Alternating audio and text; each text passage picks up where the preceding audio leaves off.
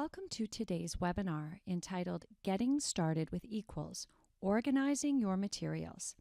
My name is Christy McDonald. Thanks for joining our webinar today. Just a reminder that a recording of this webinar will be uploaded to our TCDSB Equals website, so you can check it out later if you're unable to finish it today, or you can share with colleagues if they were unable to attend. Before we jump into the content of the webinar, I just want to show you a few ways that you may be asked to participate in the webinar today. You may be asked to raise your hand at some point to indicate something. There is a raise hand icon on your navigation bar. So when I ask you to raise your hand, just click that icon. Let's try it now. If your webinar navigation toolbar is closed, it will look like this. To expand it, simply click the orange arrow and it will expand the navigation panel so that you can access other items. For example, the questions or chat window will be used for you to ask questions or to answer questions that I may pose. Simply expand the questions chat field and then type your question in the red rectangle. Then click send. Finally, I have posted some handouts that I refer to in this webinar. You actually have copies of these handouts. They were distributed at the workshop. But if for some reason you need the copies again, I have posted them in this webinar in the handouts area on your navigation toolbar. And I will also be uploading those handouts to the Equals website. This is our plan today. We're going to talk about an effective way for you to organize your manipulatives and your picture symbol cards. It's going to be really important that you use some type of system for organizing the many materials that come with Equals so that you can easily access them before lessons and during lessons. Then we're going to spend a good amount of time talking about how you can get organized for teaching a lesson. We'll share an approach that seems to work really well for many teachers. And then before we close, we'll just refer you to that TCDSB Equals website that I have referred to. I'd like you to share with me what excites you most about using Equals Math with your students.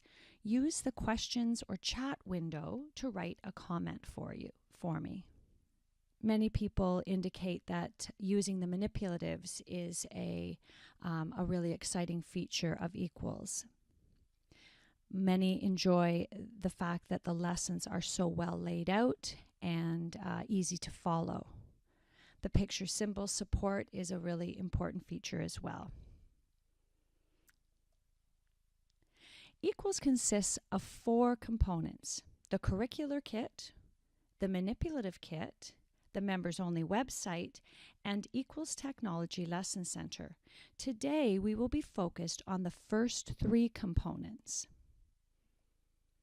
So let's start by organizing our materials. You have a plastic bin that contains 12 teachers' guides that are contained within 4 books, plus a thin teacher's overview guide.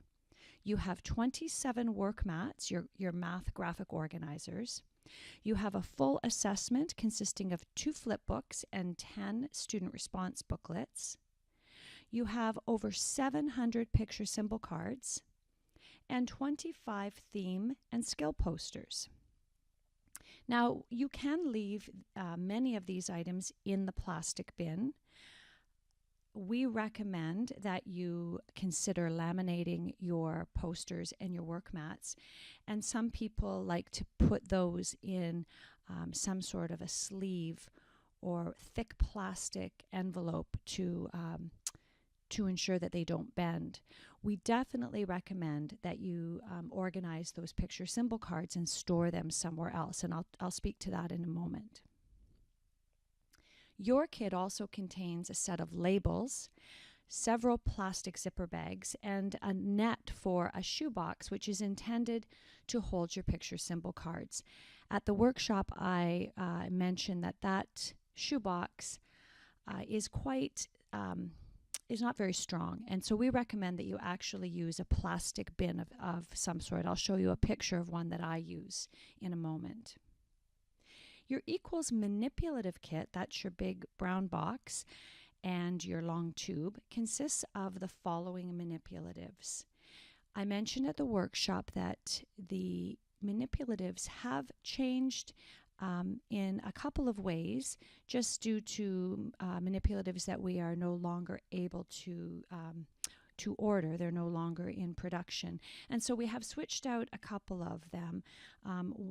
We, instead of having butterflies, you have fish counters now. Instead of gel boards, you have whiteboards. And your fractions are fraction cubes and a stand, as opposed to fraction stacks. Because these manipulatives changed in a couple of ways, some of your labels will also need to be adjusted. You'll have to provide your own labels for a couple of things that are no longer, or that are now part of the kit that weren't on the original set. I'm going to be referring to a handout that you received at the workshop. It's also linked to this webinar in the handout section, and it will also be available on the Equals site. It's called Equals Organizing and Planning a Classroom Setup. So I'm going to walk you through the instructions on that handout. They're very easy to follow, but we'll just talk about them together, and then you can follow the handout when you go to organize your materials. So you're going to need the plastic zipper bags that came with your kit, the set of labels, the handout that I'm referring to, and some type of container to house your picture symbol cards. We also recommend that you have 2 additional larger containers. I mentioned the different container for your cards, and always have additional zipper bags on hand. You can never have enough. These are the bins that I use to hold my manipulatives. They're medium-sized, clear plastic, so it allows me to see what's inside. They're not so big and bulky that they're hard to move around. They fit nicely on shelves, and students could certainly carry them as well. And then on the right, you can see the plastic bin with the handle that contains all of my picture symbol cards. So this is what you're going to do. You're going to sort and label all of the different counters that come with Equals. You'll recall that these counters match the themes for all of the different chapters. And while you may have some slightly different counters now, so you don't have the butterflies and the turtles that you see in this picture, I do, but you will have other counters that go along with those themes. Some of the new counters that you have actually come in nice, sturdy plastic containers, and you may wish to just leave them in those containers and just slap your label on there. But those that come in plastic bags or containers that aren't very durable, pull them out, put them in the Ziploc bags provided, and label them accordingly.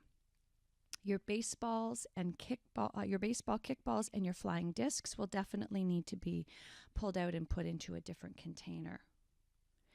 You have a complete food bag, and again, the food bag has changed slightly, so some of the labels that you have you won't need, and you may need to create a couple of your own.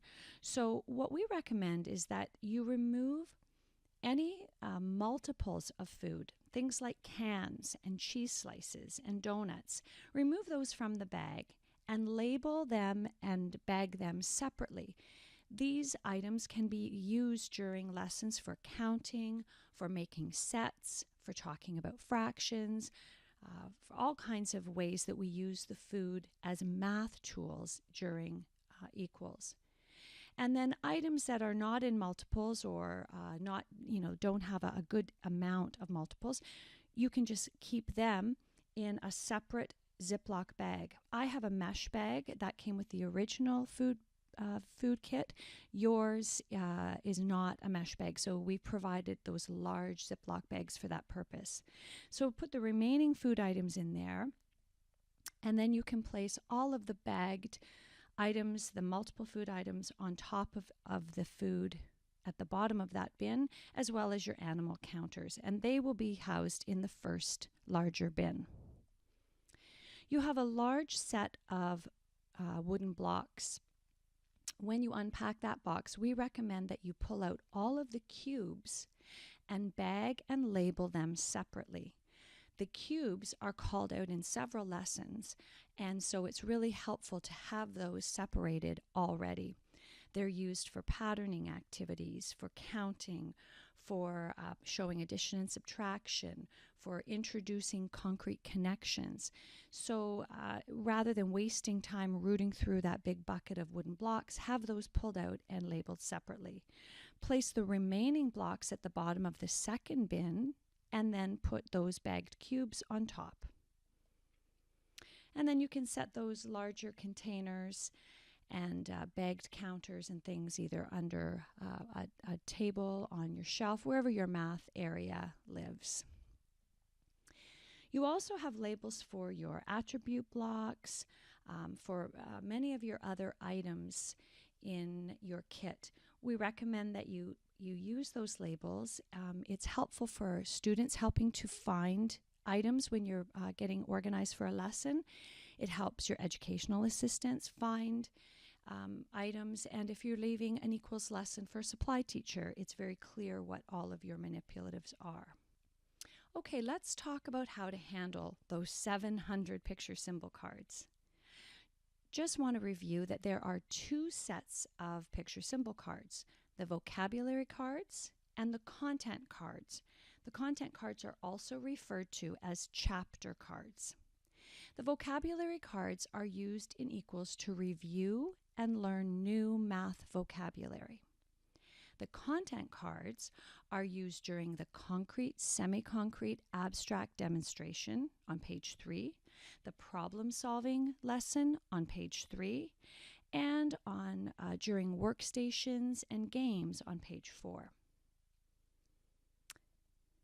So what I do first is I separate all my cards out. So I have all the vocabulary cards in a stack and the content cards in another stack. When you pull apart that pile of cards, you'll notice that they are they're kind of mixed up. So you will have to make sure that you separate them out carefully before you begin. And then we'll deal with one set of cards at a time. So I start with vocabulary, and we're going to organize the vocabulary cards alphabetically. So the vocabulary cards have that purple pattern on the back of them, and they also are labeled as equals vocabulary cards at the bottom of the card. So if you're in doubt, check that out. I lay out all of my cards from A to Z in stacks on a large table, and I just go through that stack and just simply organize all the A cards in a pile, the B cards in a pile, the C cards in a pile, and so on. You will have some cards that don't begin with a letter. So they may begin with, a numeral like 1 less or 1 more or 10 frame. You may have an operation sign or an equal sign or greater or less. So any vocabulary card that doesn't begin with a letter, we put those all together and we put them in a little Ziploc bag as numbers vocabulary cards. They go at the front of your container, and then all of the lettered bags go behind it. So then you'll gather up all the stacks of cards and you'll put single letter cards in one bag. So all the A's, all the B's, all the C's. You will notice that in your labels, you're missing the letter K. AbleNet prepared those labels for us, and it was based on the American version of equals, which does not contain any K vocabulary words. But we do have a K word. We have kilogram, so that's why we have one and they do not. So I simply add the letter K to my J bag. Now the content cards look a little different. The back of those cards has this gray pattern, and they have a circle with a symbol that represents the category of that card. The content cards are organized by category. So for example, this frog belongs in the animals category. Here's a list of all of the categories of the content cards in alphabetical order. So like we did for the vocabulary cards, I would lay out all my content cards in stacks of categories. Refer to that label on the front of the card, the category label, to make sure that you put your cards in the correct category. And so I lay them out again in alphabetical order so that it's easy to find them. So the animals pile, the clocks pile, the colors pile, the dice patterns, and so on. And once I've distributed them all, we gather them up and put them in those labeled smaller zipper bags. This graphic is just to show what all of the content cards look like on the back with their symbol to represent their category. And then that vocabulary card in the bottom right corner is just to demonstrate the difference between the cards at a glance. So we've dealt with our manipulatives and our picture symbol cards. Now let's look at a method for preparing and organizing your lesson materials. I'm going to refer to another handout now. It's called Preparing to Teach One Section at a Time. And again, you received a copy of this at the workshop, but you can obtain this handout from this webinar today, from the handout section, or obtain it from the Equals TCDSB website. So we're going to consider our lesson and section of the lesson. We're going to take a look at materials lists that are provided on the members only site. We're going to establish a good filing system to organize our materials, and we're going to follow this handout. So I'm going to walk you through this process, but be assured that you will be able to refer to this very detailed handout when you go to do this for yourself. So step one in getting organized to teach is to determine your starting point in the lesson overview guide. We talked about the different ways that you can decide where to start in Equals.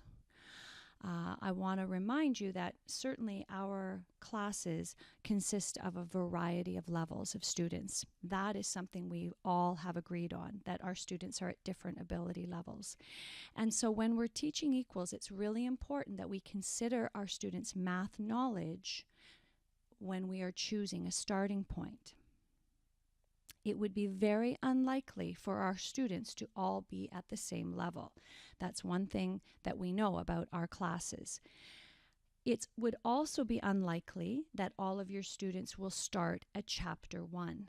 Remember, Chapter 1 was developed for students who have had little to no math instruction. And so there are very few students who fall into that category, but we have Chapter 1 for those students so that they have somewhere to begin. All of the rest of our students who have some amount of math knowledge should not be starting in Chapter 1, and so we want to carefully select a lesson that we feel meets their needs. We recommend that you start with one group of students who are at about the same level, choose a lesson starting point, start teaching, and then move forward. When you feel comfortable with the routine, then you can introduce another group, and then you can run those groups much like we would run a guided reading program, where you can begin teaching a lesson to one group, which the lesson may consist of 10 minutes of your instruction, and then practice and application that can take place with the support of educational assistants or students working independently. And then you can grab another group and teach their lesson. We recommend, though, that you start with one Equals lesson until you're feeling comfortable with the routine, and continue what you're presently doing in math for your other students. So let's imagine that I have a group of students that I believe are ready to begin at Chapter 1, where we're looking at composing and decomposing numbers from 2 to 10. In the first section, all of the lessons deal with that overarching concept. I'm going to plan to teach that whole section, section A. So I'm going to get materials ready for the whole section, which is 7 lessons. Remember that 7 lessons would take me several weeks to complete because each lesson is 3 or 4 pages long. While I'm teaching that first section, I'm going to start gathering materials for the second section, section B. So let's look at how this will work. We recommend that you put together 2 sets of file folders, one for your current section that you're teaching and one for the upcoming section. You're going to put all of your printed materials here, and these printed materials come from the members only site.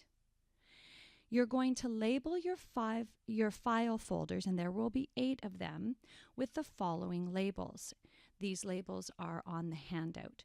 So you'll have 2 separate worksheet folders, one for the skill drill, which follows the concrete, semi-concrete, abstract part of the lesson, one for problem solving, your vocabulary cards, and your chapter or content cards, your student tools, your work mats, game boards, and then follow-up picture symbols. These follow-up picture symbols will be printed when you print your vocabulary and content cards. I make a note on the handout that you want to be thoughtful about what you print. You may find that you have some of the things in your classroom, and so you don't need to print them. And so we'll talk about that in a moment. But these are the labels that we recommend you prepare. And then you're going to proceed to the members only site. The first thing you need to do is obtain the materials list for Chapter 4, Section A. So I'm going to go to the CD Materials List tab. I'm going to click on Chapter 4. It will download a zipped folder that contains three documents, and it will have the materials list for Section A, Section B, and Section C. There are only 3 sections in Chapter 4. In some chapters, there are more than that. So I'm interested in the first one, the list for Section A. And so I'll open that list, and this is what it looks like. So here is a list of items that I will need to print from the members only site. We're going to deal with that list first. So we're going to print our worksheets, we're going to print our picture symbols, our student tools, and our game boards. On your handout, I have indicated the location of each of these items in brackets beside the category. So for example, we'll look at the worksheets and the picture symbol cards first. So the worksheets will be under the Worksheets tab, and the picture symbols will be under the Picture Symbols tab. Very straightforward. The follow-up picture symbols, as I mentioned, also will be printed when we print from the vocabulary and content picture symbols area. We're just going to file them separately. So I'm going to proceed back to my members only site, go to the Worksheets tab this time, click on Chapter 4 to expand it, and there I will find my skill drill worksheets and my problem solving worksheets. Now remember that you have leveled worksheets so that you can differentiate for the group of students that you're working with. Remember that level 1 is to support students who need the most support. So these are students who may have significant cognitive, communication, and physical challenges. And so there are fewer questions, they are larger to see, and they are picture supported. Our level 2 worksheets are for students who still have significant needs in terms of their cognitive needs, and they may have some communication needs as well, but likely not as significant physical needs. And when they are set up with supports, they are generally able to be independent. And then our level 3 worksheets and the different levels in the lesson are geared to students who are much more independent. So you don't need to print all of the worksheets at all of the different levels. You're going to want to consider your students. I'm going to print the level 2 worksheets for my students. And so I'll click on my level 2 skill drill worksheets. They will download as a zipped folder. I'll open that folder and I can see that I have the worksheets for all 3 sections of this chapter. I'm interested in section A.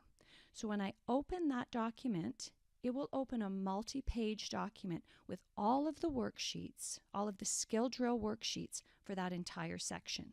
That's why there are 14 pages here. I'm going to print them all because I want to print them ahead of time so that I'm ready to go. You can print these double-sided because each of these worksheets have a front and back.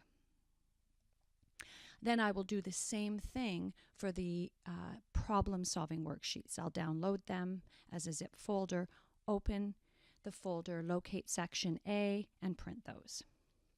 Next, I'm going to locate my picture symbol cards. Again, they are organized by chapter, and I will find both the vocabulary picture symbols here and those content cards. Remember, I mentioned they are referred to as chapter cards sometimes. This is where you see that label.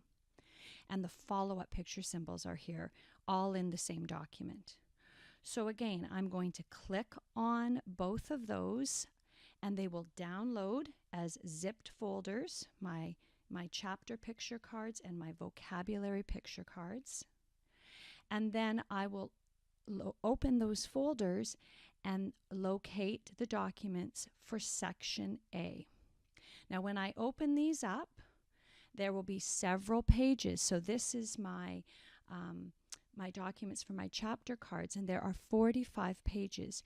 You'll see that there are dividers indicating the new lesson, and so it's very clear which picture cards go with which lesson.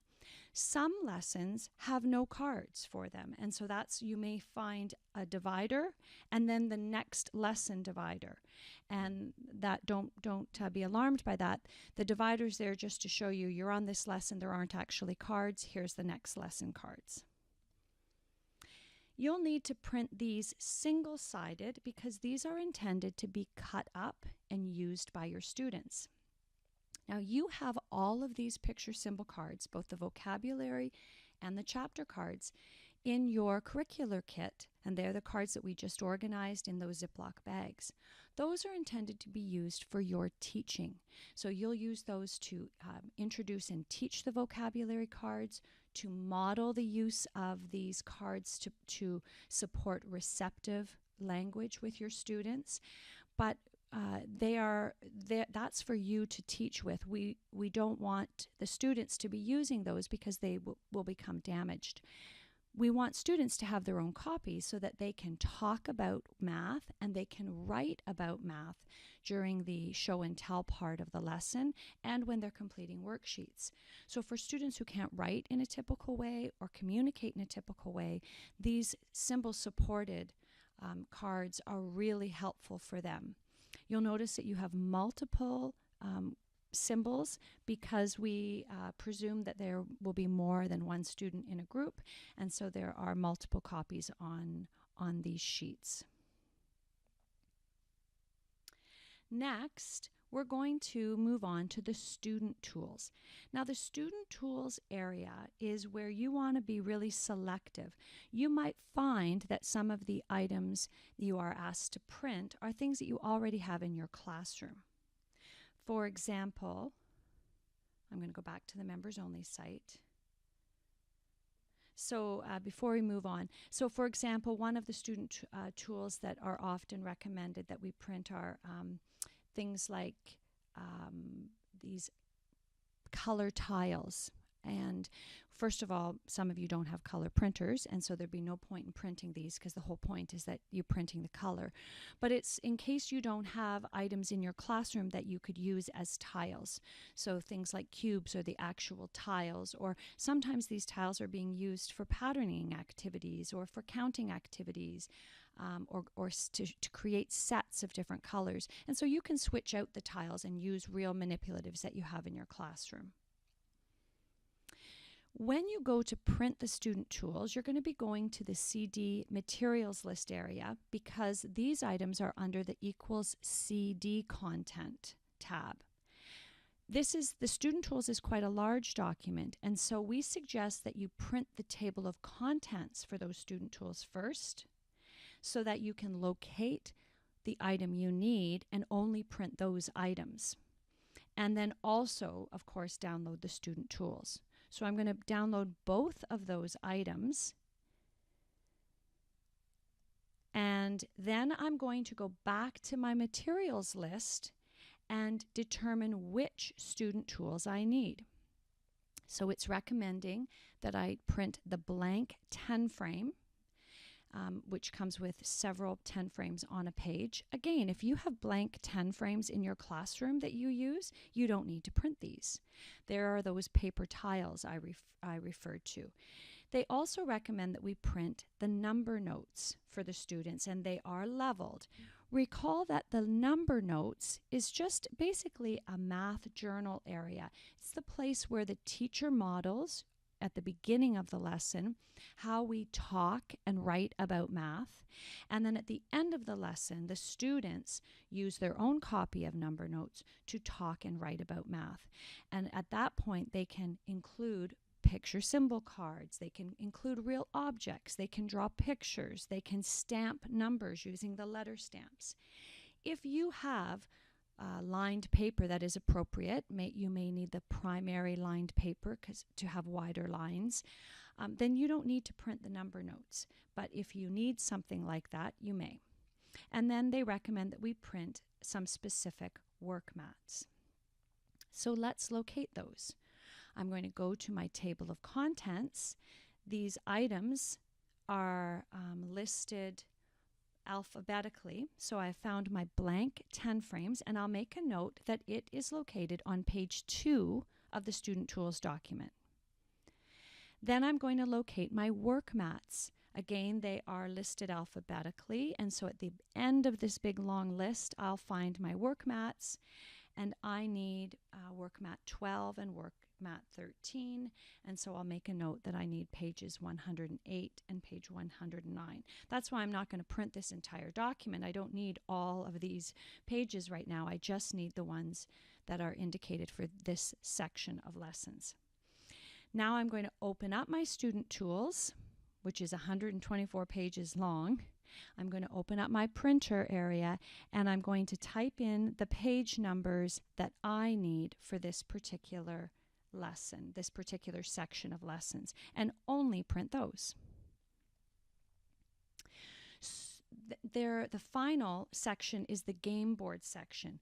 Sometimes there is no specialty game board that is required, and so it will either be blank beside the name specialty game board, or it will say none. And in this particular section, there are no specialty game boards. If there were specialty game boards, I'm just going to jump back to the table of contents, or rather to the members only site.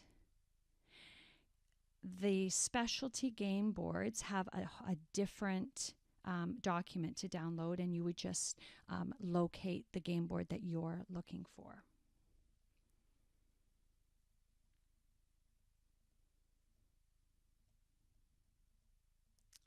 Okay. Now I've printed all of the items for that section. I'll need to make copies for each of the students in that group, and then I'll store them in those file folders that I have prepared so that I'm ready to teach that whole section. I do want to note that the materials that we have printed are for the first 3 pages of the lesson, although the follow-up picture symbols are intended for the page 4 of the lesson. But there are other materials that you may require when you do some of the activities from page 4. Page 4, you will recall, is a set of choices, things like workstations and games and additional problem-solving activities in the student's environment, like the classroom, and so on. So if you are doing some of those activities as part of a review or as part of a, swinging back to see how the students are doing, then you will obtain those items on the members only site as well. And then we recommend that while you're teaching that first section, you start pulling the items for the second section. So you could print that materials list, put it on a clipboard, and leave it by that box. And so whenever you or your educational assistants have a moment during the day, you can start building that collection of materials in advance. Some people don't want to have two boxes, and so they just teach that whole section and then prepare the next set and fill those same file folders again. That's entirely up to you. The two set of folders system was developed by a group of teachers who just felt it was more efficient to get organized in advance. That's entirely up to you. So we looked after all of the printed materials from the members only site and organized them. On this materials list, you'll also see items that you will be using from the curricular kit, the manipulatives kit, and then items from your classroom. Now this list is provided just so you know what you will be pulling. So there are the vocabulary cards that you'll be pulling from your set of vocabulary cards. And there are the work mats that you'll pull out, your large work mats, and your posters and your content cards. You don't have to pull all of these things out in advance. In fact, I wouldn't recommend that you do that. I suggest that you just grab these items page by page as you're teaching. The materials you need for each section of the lesson are listed at the top of the page. And so when it comes time to teach that section, reach into your curricular kit, reach into your manipulatives kit, and get those items. But this is just to give you a heads up of what you're going to be using for this section. And then you want to organize these tools in an area where they're easy to access. Every classroom is different. Some people may have a shelf area that they can dedicate to their math area, or a nook in their classroom where they can put up posters and leave all of their manipulatives and their curricular materials. But not all of us have that luxury. We may need to put it away in a cupboard because we have students who may be distracted by it all being out there. It's just too inviting. You're going to establish a system that works for you, but we do recommend that you try and group all of your items together so that you're not searching around your classroom when it comes time to teach equals. Of course, there's always some tried and true tools that we use in our teaching, things like index cards and post-it notes and tape and Velcro. So we recommend that you have those on hand. Always have some extra zipper bags. The anglegs from the equals kit are used a lot. You may want to have them in this kind of area. The pocket chart and the counting tray are adaptations for students who need a lot of language and motor support. So we recommend that you keep those nearby so you can reach for them easily. And then you'll be all set to teach your equals lessons. So hopefully that process of organizing your materials, obtaining your lesson printed materials and organizing them carefully will help you to wrap your head around how you're going to manage all of these materials. There is a real need to have this variety of materials for our students because we know that they learn best by having their hands on multiple tools, differentiated tools, and to see these concepts in a variety of ways. So hopefully that will be of assistance to you. So your next steps, if you haven't already done so, you want to get those manipulatives organized. You can use the method we talked about today, or you can develop your own, but you want to organize them in some way. Your picture symbol cards really need to be sorted, organized, and labeled carefully. Then you need to determine that lesson starting point. Take your best guess. We do that all the time. And then start teaching. If you decide or you determine that you maybe got it wrong and you need to back up or move forward, then do so. It's not going to hurt anybody. But once you've determined that you're at the right spot, then start teaching and move forward. Remember to prepare those folders and print materials for your first section so you can get it all out of the way and then just get going. It's a fabulous program, and I really encourage you to just start. The lessons are laid out for you. You don't have to decide what you're going to teach. Once you've established where your students are at ability-wise, you can just follow those lessons in order because they have been developed in that order for a reason. And finally, before we leave today, I just want to remind you that the TCDSB Equals website is there for you to continue your learning. So there are a variety of resources for you to support you as you teach math to students with significant challenges. There are additional video resources for your own learning. There's an inventory tab. There's a technology tab. We're going to talk about that in a later webinar. And then this is where you will find recordings of our webinars. If you have any questions at any point, my email is at the bottom of the screen, christy@bridges-canada.com. Please reach out if you need some help finding something on the members only site, or you have a question about a lesson or the assessment. I am happy to respond by email. Do know that we're going to have future webinars to talk about different components of equals, so stay tuned for those. We'll also be doing a couple more Meville to Weeville webinars. So you'll be receiving invitations and sign up and join us live if you can. If you cannot, then be sure to check out the TCDSB Equals website to view the recordings. Thanks very much for tuning in today, and I look forward to chatting with you all again soon.